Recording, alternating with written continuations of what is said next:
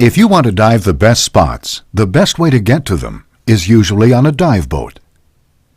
The most inspiring reefs, exciting marine life, and optimum diving conditions usually are just beyond a comfortable swimming distance from shore. But boats are more than just transportation. They're a relaxing way to spend a day on the water, and an excellent way to spend time socializing with old and new friends. Your boat diving trip begins long before you ever get on board. There are some very basic decisions that need to be made concerning the type of vacation you want to take. Different dive boats will offer various types of diving experiences. You will need to decide what it is you are most interested in doing. For example, are you a photographer? If so, there are many boats that cater to underwater photography, some with dark rooms and E6 developing, and for the digital photographer, computer labs and digital processing stations. You may want to do as much diving as your safe bottom time will allow, and that's great. But some people will want to combine diving with other activities, such as sightseeing, kayaking, or shopping. Once you've decided what activities you want to participate in, you need to pick the charter that can supply them all to you. There are basically three categories of boats used for diving: liveaboards, day trip boats, and personal boats. Liveaboards are large vessels designed to stay at sea for extended periods of time. You will obviously live on board the boat during your trip. Liveaboards are the best possible way to go if you want your vacation to be dive-intensive. With compressors on board and the boat traveling between great dive locations daily, you can choose to dive as often as you wish. Liveaboards come in every style from lavish to simple but comfortable. It is up to you, based on your budget and wants, to decide what kind of liveaboard suits your needs. The most commonly used dive boat is the day boat.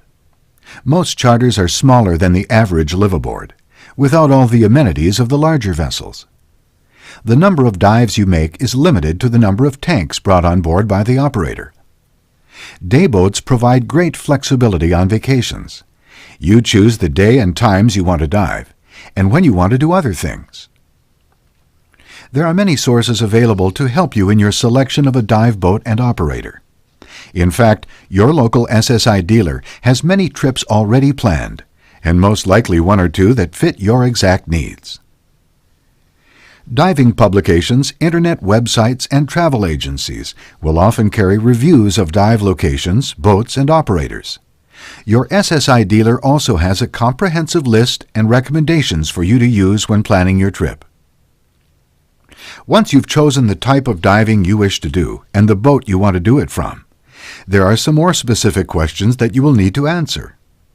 Find out the total capacity of the boat, the average number of people on the boat, and the maximum capacity.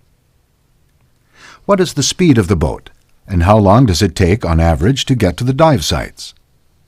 Does the boat have fresh water showers, shaded areas to relax, and are food and beverages offered during non-diving times? Does the boat have submersible platforms that ease the entry and exit process, or a submerged safety stop bar for you to hold on to while completing your 3 to 5 minute safety stop? How many boat crew and dive control specialists are on board to assist you? Are there enough to help divers get into and out of the water and supervise the rest of the group underwater? Also, ensure that the boat has the proper emergency equipment, such as fire extinguishers, oxygen and oxygen administration equipment, first aid kits for divers, and personal flotation devices. At minimum, a passenger orientation on boat safety, dive locations, missing buddy procedures, and emergency procedures should all be part of the crew's briefing. Last, find out what the cost of the trip is and what it does and does not include. Be sure to weigh all considerations when comparing the price of boats.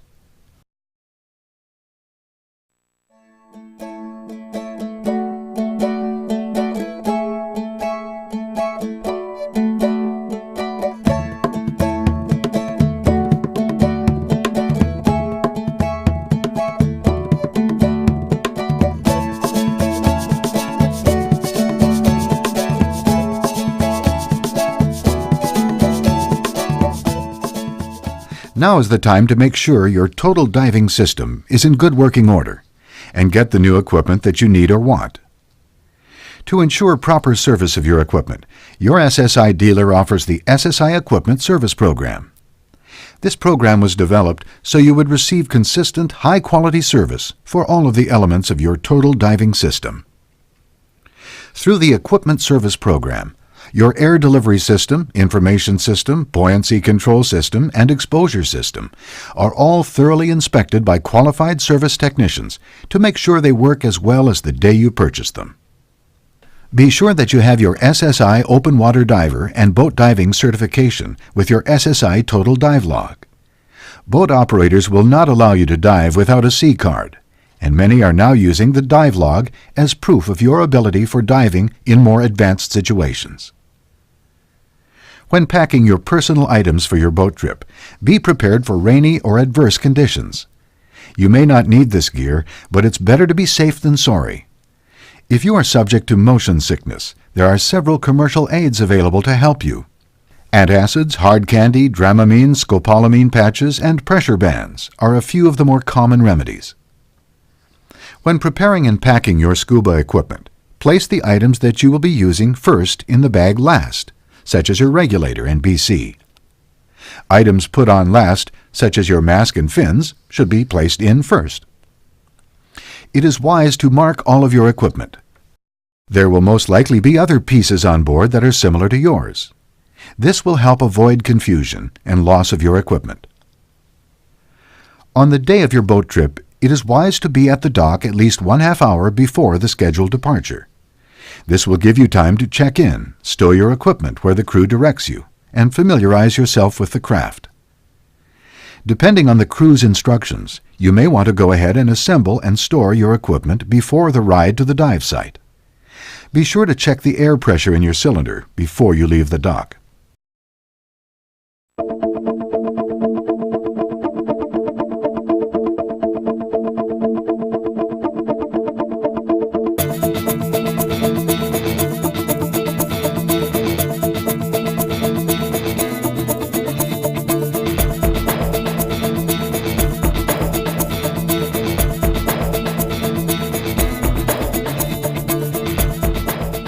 It is helpful to know a few words of boat terminology so you will understand the directions of the crew. Your SSI Boat Diving Manual also has these listed for you to reference at any time. While orienting yourself with the vessel, be sure you learn the location of the head, or bathroom, and the galley, the kitchen equivalent, and pick out a bunk, or bed, if you are on a liveaboard equipped with these. You will be expected to observe some common boat courtesies while on board. Most importantly, remember that the captain is traditionally and legally in charge. Always follow his or her instructions while on board. Don't drop weight belts or cylinders on the deck. This can cause expensive damage to the boat, which you may be required to pay for. Keep your equipment together and in a single location to avoid wasting space. Stay clear of the crew quarters and work areas, and stay out of the engine room unless invited by a member of the crew. Generally, follow the common sense rules as listed in your SSI Boat Diving Manual. While on the way to the dive site, make a dive plan with your buddy. Discuss dive parameters and familiarize yourself with each other's total diving systems. An emergency is no time to find out how your buddy's BC inflates. While on the boat, it's always a good idea to practice common motion sickness prevention tactics. This includes avoiding fumes at the stern of the vessel and avoiding rocking motions by positioning yourself near the center line or middle of the boat, where motion is minimized. Get as much fresh air as possible. Should you become ill, do so over the leeward rail. Avoid doing so in the head, as this could cause complications. Seasickness can cause serious problems if symptoms strike underwater. If you believe that there is any chance that you may become ill while underwater, do not make the dive.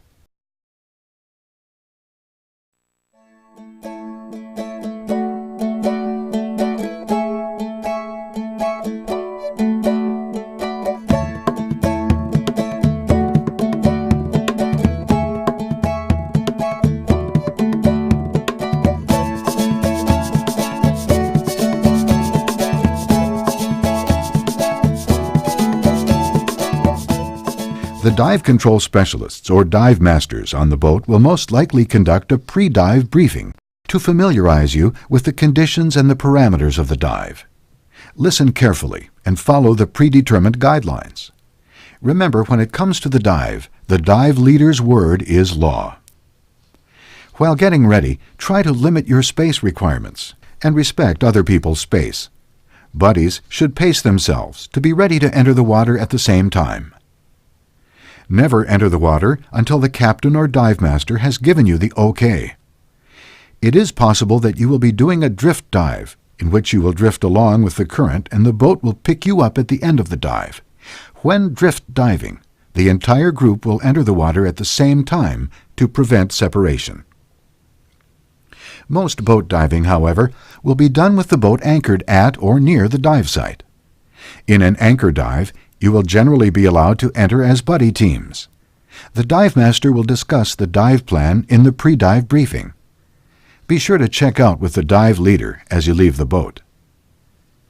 When it is your turn to enter, either be ready to go or be prepared to move aside. Use the method of entry that allows the easiest and most comfortable transition from boat to water. The controlled seated entry is the best method from a low deck or platform.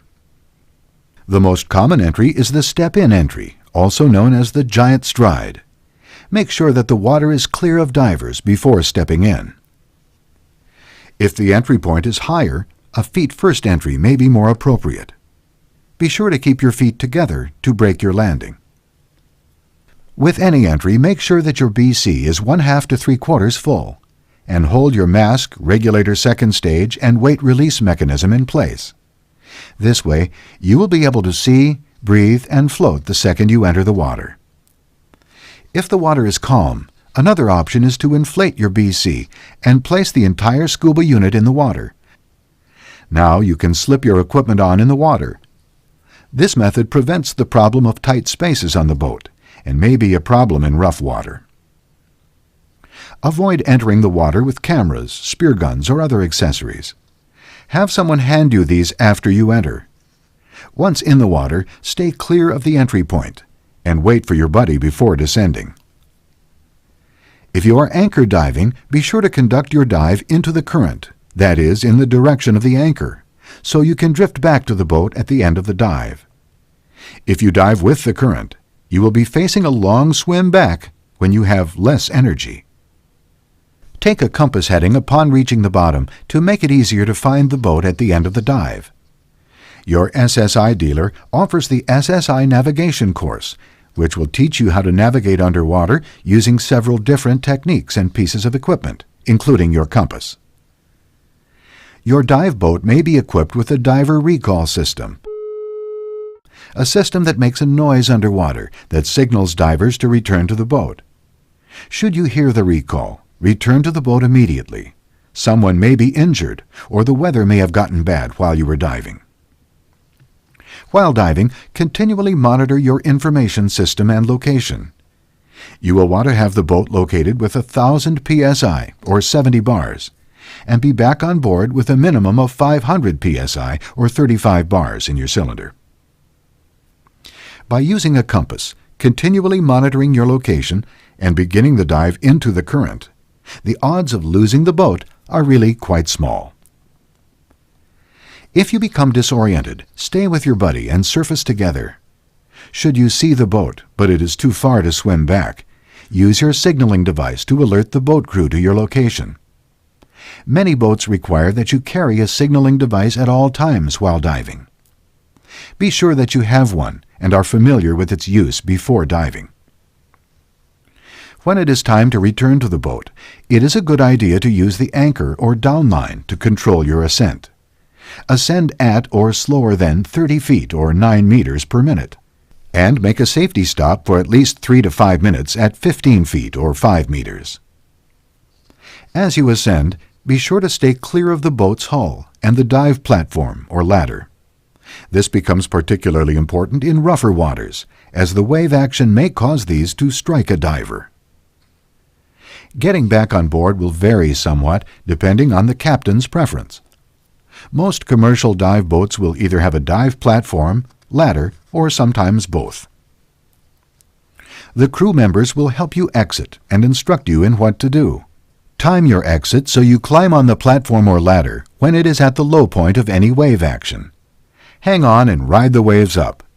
Leave your mask and regulator second stage or snorkel in place until you are out of the water. This way, you'll be able to see and breathe if you fall back in the water. Be sure to check back in with the dive leader. You do not want to delay the boat, or worse, have someone go looking for you when you have been on board for some time. If you're on a multiple cylinder dive, go ahead and set up your equipment for the next dive. You will probably want to rest and get something to eat between dives. In any case, be sure to drink plenty of non-alcoholic drinks, preferably water. The combination of compressed gas, salt water, and sun has a tendency to dehydrate a diver and increase the risk of decompression sickness. Use the surface interval time to figure your no decompression limits for the next dive. This is also a great time to log your first dive. Your logged dives will count toward advanced experience ratings and are a great way to remember your trip.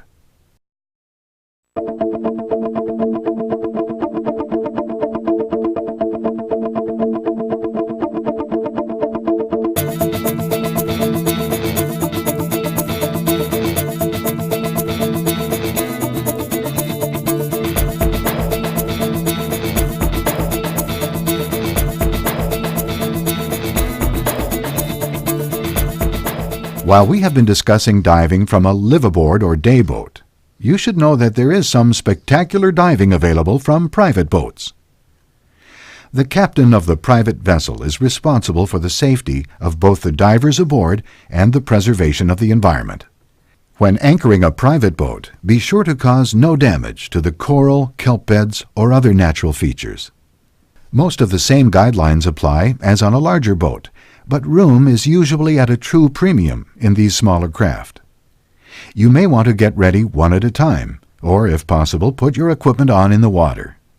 From a low-sided craft, especially from rubber boats, the back roll is an excellent method of entering the water.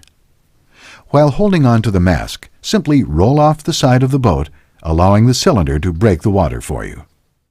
It is preferable to leave someone on board during the dive to watch the boat and to assist in the exit and re-entry. However, this is not always possible. If exiting with everyone still in the water, it may be best to remove your scuba unit, handing it to your buddy. A powerful kick should help propel you up and on the boat. You may then assist with the exit of all the other divers. There are many particulars to diving from a private boat. Consult your SSI Boat Diving Manual to assist you in this activity.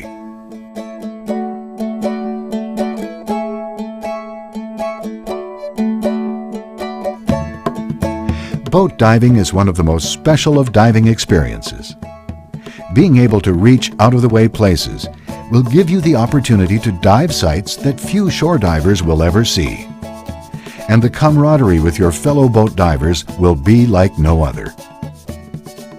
With some basic training from your SSI boat diving instructor, you will open up a whole new world of diving adventure. On behalf of SSI, your SSI dealer, and your SSI instructor, we welcome you to a new and exciting realm of scuba diving.